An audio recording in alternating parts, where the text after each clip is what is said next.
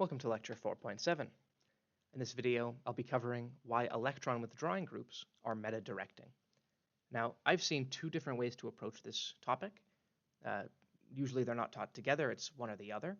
They're both good reasons, they both use the similar idea, but they come at it from different ways. So this is kind of professor dependent. Make sure that you understand the way that your professor introduces. So the first way that this is talked about is in terms of how the starting material's reactivity is affected. We're really focusing on the reactant, not the intermediates of the reaction.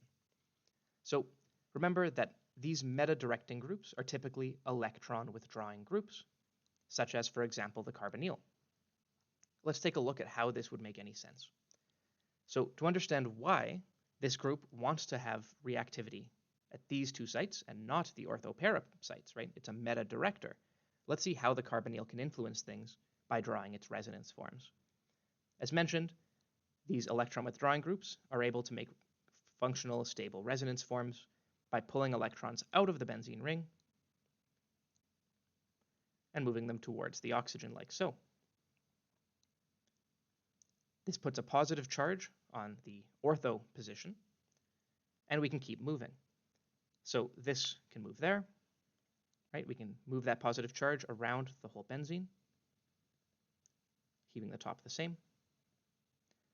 Of course, these resonance forms aren't as stable as the original neutral molecule, but as we know, resonance is a powerful force that can influence reactivity.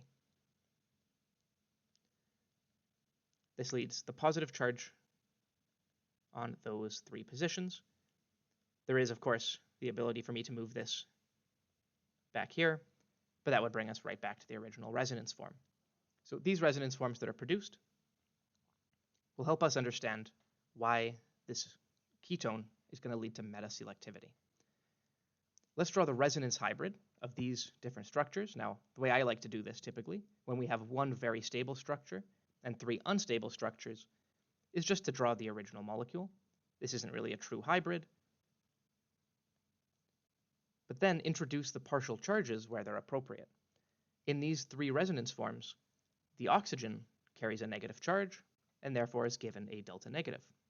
Right? It's not a fully negative charge, but maybe that carbonyl is more negative than you would expect, has more charge density than you would expect. Now what's interesting is notice that the ortho positions and the para position have a positive charge in their resonance forms. So we can introduce delta positive charge, or partial positive charge at those positions. Now with that in mind, remember how benzene likes to react in EAS reactions.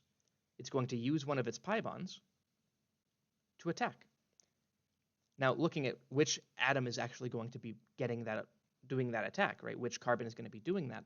Notice that these positions, the ortho and para positions, have positive character. That means they have less electrons. Therefore, they're less likely to attack. And what's interesting about that is that we call this group an electron withdrawing group. But from this perspective, it's not that it's withdrawing the whole benzene ring. It's selectively withdrawing. Right? It's only going to be taking, at least with this resonance explanation, the main electron density from the ortho and para positions. Therefore, the meta position is the most reactive. I'm a fan of this explanation, which is why I covered it first. Let's take a look at another explanation that still uses resonance, but in a slightly different way. This has to do with the stability of the carbocation intermediate that's generated in the EAS mechanism. So let's say that we have some electrophile, and in both cases, we're going to use this pi bond to attack it. Right? The first step of that mechanism, the first intermediate, would depend on which carbon you give the electrophile to. Let's see what happens when we put that electrophile, in this red example, on the ortho position versus the meta position of that double bond. Right? Now, the ortho position will be the same as the para position. Feel free to draw that yourself and use this double bond here to get the para position. But you'll see that you get the same outcome as I'm about to show you with the ortho. So, with that in mind, let's start drawing resonance forms of these intermediates. Remember that the more stable an intermediate, the better the reaction. After all, intermediates are on the way, right? We want to make sure if this is as stable as possible, that's going to make this step more favorable, and the overall reaction more preferable.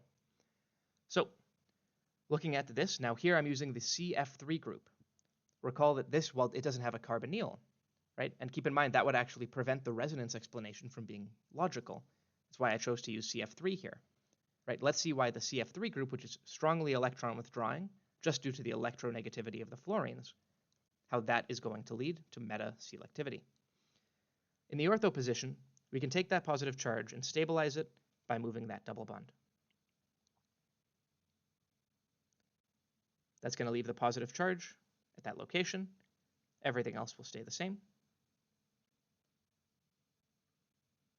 And of course, I can move it one more time. Move that pi bond.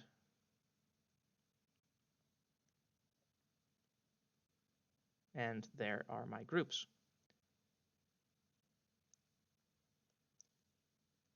So far nothing's too exciting, right? But I want to point out one specific thing. Take a second, maybe pause the video. Between these two resonance forms, one of them is significantly less stable than the other. See if you can find out and rely on some core principles and figure out which one is less stable. The answer to that question is that it is this resonance form that is unstable. The reason is that, remember, these CF3 groups are extremely electron withdrawing. They're going to be pulling electron density away from the molecule. This can be a problem when we have a positive carbon right beside it, right? That pull is most strongly felt by the atoms closest to it, and a positive carbon is already unstable, so pulling electrons away from it is even worse. So, long story short, having this positive charge beside a strongly electron withdrawing group is bad. Let's see what happens when we put this group on the meta position. First, we can move these electrons here. That would put the positive charge at this location. And then we could move the positive charge one more time to the para position relative to the CF3 group.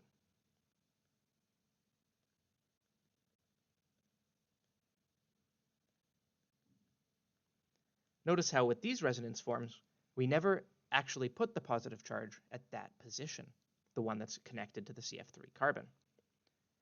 That means that overall, when you look at the hybrid of these resonance forms, this unstable intermediate, it is simply more stable than the top one.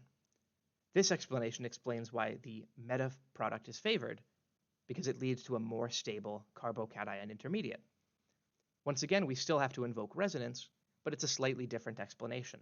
Perhaps both apply at the same time. Now, with that in mind, we have an idea of why the electron withdrawing group is a meta-director. Now let's take a look at the electron donor group and understand why they can be ortho-para-directing. We'll do that in the next video.